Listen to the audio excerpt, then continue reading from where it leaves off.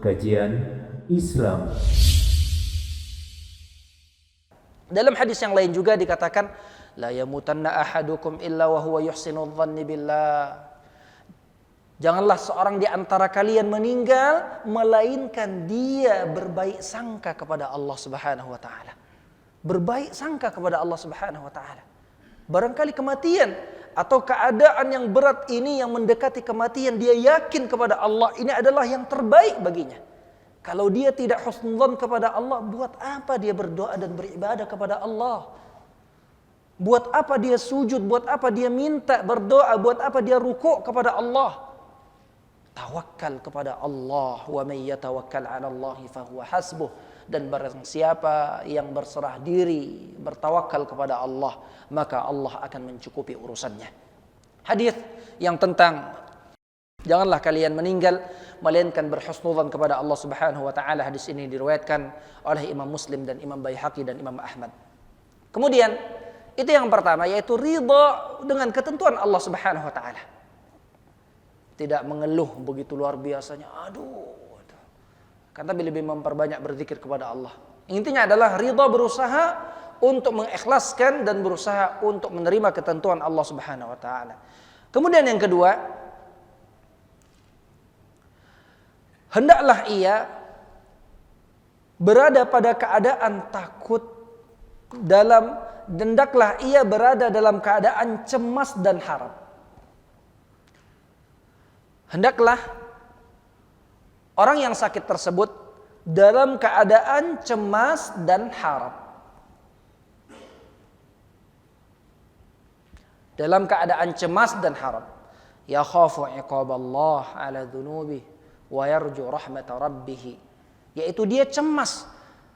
Dia takut kepada Allah Subhanahu wa taala, hukuman Allah karena dosa-dosa yang dia lakukan. Karena perbuatan kemaksiatan yang dia lakukan. Dan beginilah seorang mukmin. Dia mewaspadai dosa-dosanya. Hingga dikatakan di dalam sebuah hadis, seorang mukmin melihat dosa bagaikan ia berada di sebuah tebing yang di atasnya ada batu yang akan menghantamnya. Apalagi keadaannya semakin dekat untuk mempertanggungjawabkannya ke hadapan Allah Subhanahu wa taala. Maka hendaklah seorang ada rasa cemas, rasa takut akan dosa-dosa yang dia lakukan. Segera kembali kepada Allah Subhanahu wa taala dengan mengucapkan kalimat-kalimat ampunan kepada Allah Subhanahu wa taala dan juga penuh harap kepada Allah. Yaitu berharap kepada Allah Subhanahu wa taala, yaitu berharap pahala dari Allah, berharap ampunan dari Allah Subhanahu wa taala. Sungguhnya Allah Subhanahu wa taala di samping hukumannya itu syadid, dan sesungguhnya Allah Subhanahu wa taala Ghafurur Rahim. Sesungguhnya Allah Maha Pengampun lagi Maha Penyayang. Jemaah Allah Subhanahu wa taala. Kita tidak dibenarkan untuk berleha-leha terhadap kemaksiatan. Begitu seringnya diulang di dalam Al-Qur'an, Annallaha syadidul iqab, alim. Bahwasanya azab Allah Subhanahu wa taala alim, azim, muhin, sering sekali.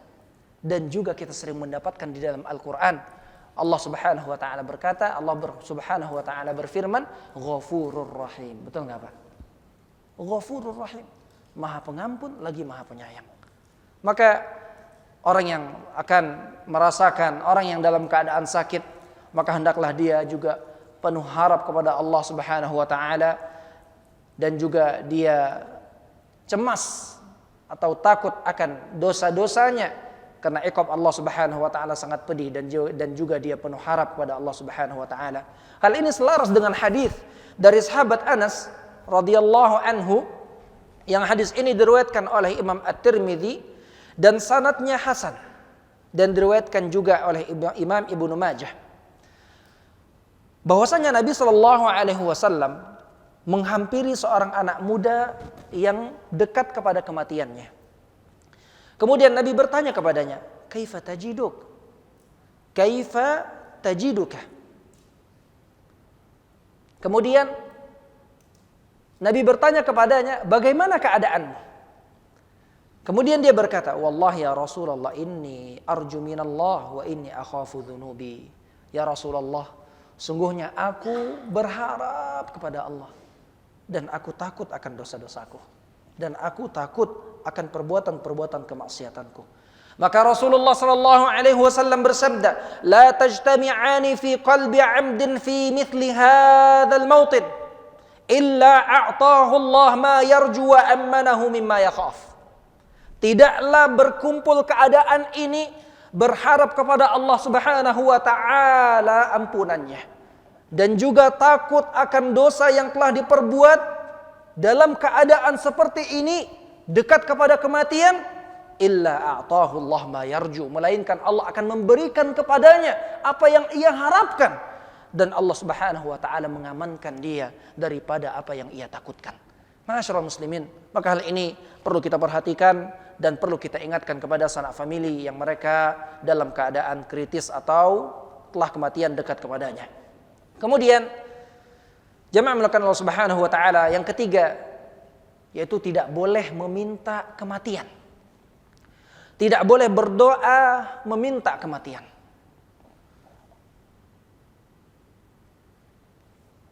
Hal ini selaras dengan apa yang Rasulullah sallallahu alaihi wasallam katakan, la yatamannayanna ahadukum al-maut. La yatamanna al-maut. Dalam hadis yang lain, janganlah seorang di antara kalian meminta kematian. Mungkin ada yang apa ya Pak ya? Ada yang dalam keadaan kritis, udah sakit sekali. Kemudian ngeluh, terus ngeluh. Maka berharap kematian, ya Allah matikanlah aku. Maka hal ini adalah hal yang dilarang oleh Rasulullah sallallahu alaihi wasallam. Atau mungkin ada yang muda-muda karena diputusin oleh pasangannya, seakan wanita cuma satu di dunia ini. Mungkin ada yang karena jauh daripada ilmu agama. Ada sanak famili yang demikian, akhirnya bunuh diri. Akhirnya minta agar mati saja, aku tak bisa hidup tanpa dia, dan lain sebagainya. Jamaah melakukan Allah Subhanahu wa taala. Maka hal ini dilarang oleh Rasulullah sallallahu alaihi wasallam. Nabi sallallahu alaihi wasallam mengatakan, fa in kana la budda fa'ilan falyaqul. Kalau mungkin keadaannya memang sudah sangat kritis, sudah sangat terjepit, sudah sangat lemah, maka apabila dia harus mengatakan dan berharap kematian, maka dia mengatakan dengan perkataan, Allahumma ahyini ma kanatil hayatu khairun li. Ya Allah, panjangkanlah dan hidupkan aku apabila memang kehidupan ini baik bagiku. Wa tawaffani in kana al-wafatu khairun li. Dan wafatkan aku kalau seandainya memang kematian itu lebih baik bagiku. Tapi tidak langsung berharap kematian, Pak. Lihat di sini yang diajarkan Rasulullah sallallahu alaihi wasallam. Tidak langsung, ya Allah matikanlah aku. Maka hal ini tidak ada tuntunan dari Rasulullah sallallahu alaihi wasallam, bahkan dilarang. Apabila memang mengharuskan dia demikian, ya Allah wafatkanlah aku jika itu yang terbaik bagi diriku, dan panjangkanlah usiaku jika hal itu adalah hal yang terbaik bagi diriku. Jemaah melakukan Allah Subhanahu wa taala, seingat saya pernah mendengar daurah daripada seorang masyayikh, bahkan Imam Al-Bukhari rahimahullah ta'ala berdoa dengan doa ini ketika fitnah begitu dahsyatnya menghujah dia tentang pencipta, tentang perkataan apakah Al-Quran ini makhluk atau tidak. Imam Al-Bukhari yang meninggal tahun 256 Hijriah difitnah oleh seorang ulama. Kemudian dia meninggal kapan, Pak? Di malam takbiran. Saya pernah mendengar penjelasan daripada seorang masyayikh, saya lupa masyayikh, syekhnya. Imam Al-Bukhari berdoa dengan doa ini karena melihat fitnah yang begitu dahsyatnya terhadap diri dia. Akhirnya Allah Subhanahu wa taala mewafatkannya dan Allah memilih bahwasanya kematian itu lebih baik bagi dirinya. Jemaah melakukan Allah Subhanahu wa taala. Namun demikian kita tetap optimis untuk melakukan kebaikan, dipanjangkan usia kita Karena Rasulullah SAW bersabda, khairukum man tala umruhu wa hasuna amaluhu. Sebaik-baik kalian yang panjang umurnya dan juga lagi baik amalannya, lagi baik perbuatannya. Jamaah melakukan Allah Subhanahu wa taala. Kemudian yang keempat adalah apabila ada kewajiban yang harus dia lakukan, maka hendaklah segera dalam keadaan seperti ini. Itu menyegerakan kewajiban yang menjadi tanggung jawab dia. Menyegerakan kewajiban yang menjadi tanggung jawab dia. Mungkin di sana ada hutang piutang. Menyegerakan kewajiban yang menjadi tanggung jawab dia apabila memudahkannya. Namun apabila hal tersebut memberatkannya, maka dia berwasiat.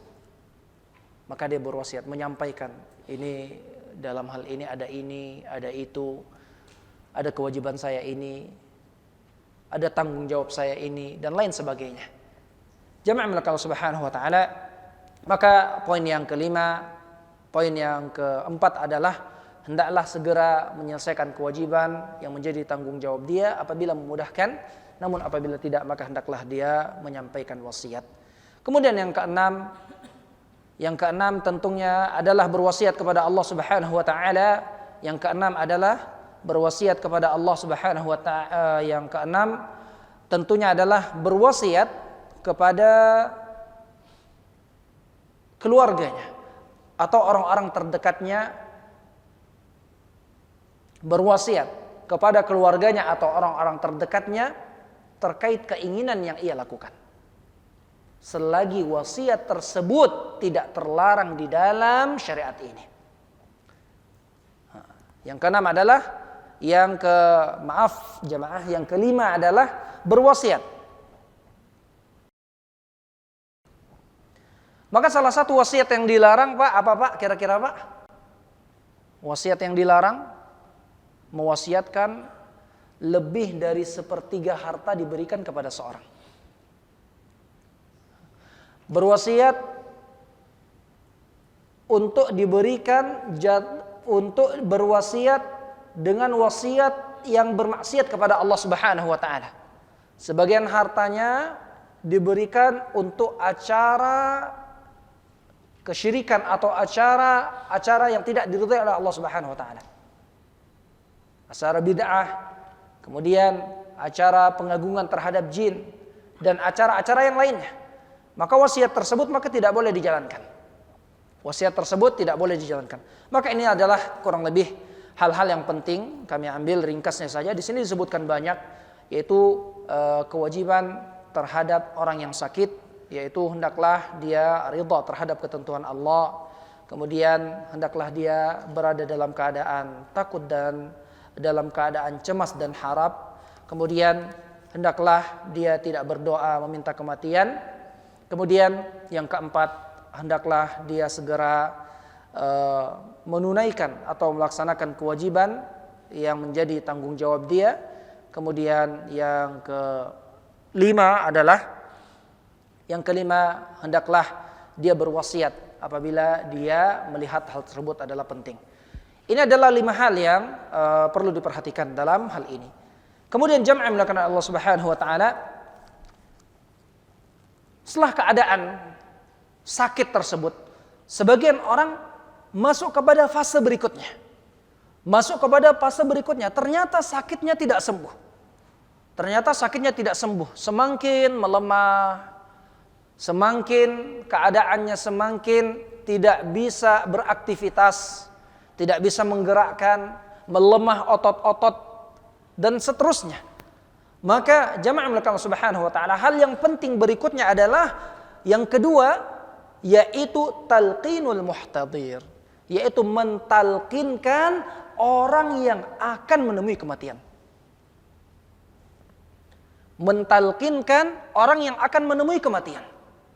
Jamaah melakukan Allah Subhanahu wa taala. Maka ada hal yang sangat penting. Apa yang harus dilakukan ketika seseorang sudah dekat kepada ajalnya? Ada yang bertanya kepada kami, atau mungkin kepada ustadz yang lainnya, Ustadz kira-kira baca apa baca surat apa, surat ini, surat Al-Baqarah, Yasin atau sebagainya. Hanya kami katakan, talqinin ayahmu. Karena itu yang paling terbaik. Maka kita jangan menyibukkan dengan hal yang lainnya. Menyibukkan, kira-kira dapat harta apa dan harta apa. Akan tapi yang paling penting dalam hal ini adalah mentalkinkan si mayit.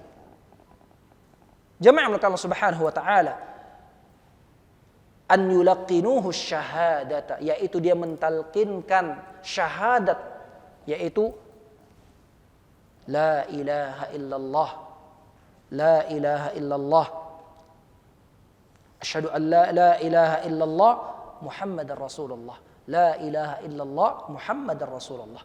Mentalkinkan kalimat syahadat kepadanya, yaitu mentalkinkan kalimat syahadat kepadanya dengan mengatakan la ilaha illallah Muhammadar Rasulullah, la ilaha illallah Muhammadur Rasulullah. Jamaah melakukan Allah Subhanahu wa taala. Dalam sebuah hadis Rasul sallallahu alaihi wasallam bersabda, "Man kana akhiru kalamihi la ilaha illallah indal maut." Barang siapa yang terakhir daripada perkataannya sebelum kematian adalah la ilaha illallah. Bukan asyhadu an la ilaha illallah, Pak ya. Tapi la ilaha illallah. Dia katakan la ilaha illallah, dakhalal jannah, yaitu dia akan masuk ke dalam surga Allah Subhanahu wa taala. Wa in asabahu qabla dzalika ma asabahu. Walaupun dia telah melalui hal-hal yang pelik sebelumnya. Mungkin perbuatan dosa dan lain sebagainya. Kan tapi di penghujung apabila perkataannya adalah la ilaha illallah, maka dia akan masuk surga Allah Subhanahu wa taala, dan kita berharap akhir dari perkataan kita adalah tauhid la ilaha illallah, yaitu tidak ada ilah yang berhak disembah melainkan Allah Subhanahu wa taala. Kemudian dalam hadis yang lainnya, man mata wa huwa ya'lam annahu la ilaha illallah dakhalal jannah, barang siapa yang meninggal dan dia mengetahui, meyakini bahwasanya tidak ada ilah selain Allah, maka dia akan masuk surga Allah Subhanahu wa taala. Jamaah melakukan Allah Subhanahu wa taala, maka keadaan yang pertama adalah mentalkinin kalimat tauhid, la ilaha illallah Muhammadar Rasulullah, la ilaha illallah. Bukan menyibukkan dengan membaca Al-Quran, surat ini dan surat itu, atau menyibukkan dengan pembicaraan harta, na'udzubillah, summa na'udzubillah. Jamaah melakukan Allah Subhanahu wa taala, ketika seseorang kehadiran orang tuanya dekat kepada kematian, dia menyibukkan dengan pembicaraan harta, dimungkinkan dengan kemungkinan besar ketika dia meninggal diperlakukan oleh anaknya dengan perlakuan yang sama. Kama tadinu tudan, na'udzubillah. Maka hal tersebut menjadi perhatian bagi kita. Sekarang kita mendidik anak-anak kita. Kita didik mereka. Ketika kita meninggal, mereka menyadari hal-hal ini. Apa yang harus mereka lakukan kepada orang tua mereka, yaitu mentalkinkan orang tua mereka, yaitu mentalkinkan kita di saat kita lemah, di saat kita akan menghadap kepada Allah Jalla Jalaluh.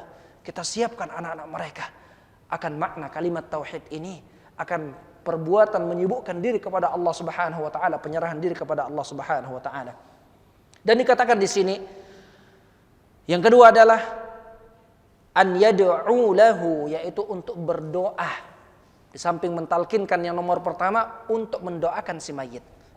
Mendoakan si mayit dan tidak mengatakan melainkan hal-hal yang baik. Jamaah melakukan Allah Subhanahu wa taala. Hal ini selaras dengan hadis Ummu Salamah radhiyallahu anha. Rasulullah bersabda.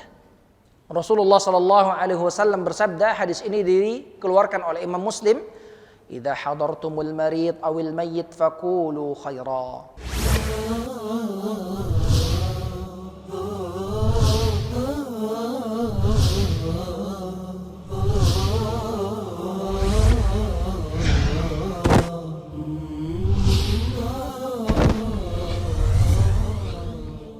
Kajian Islam.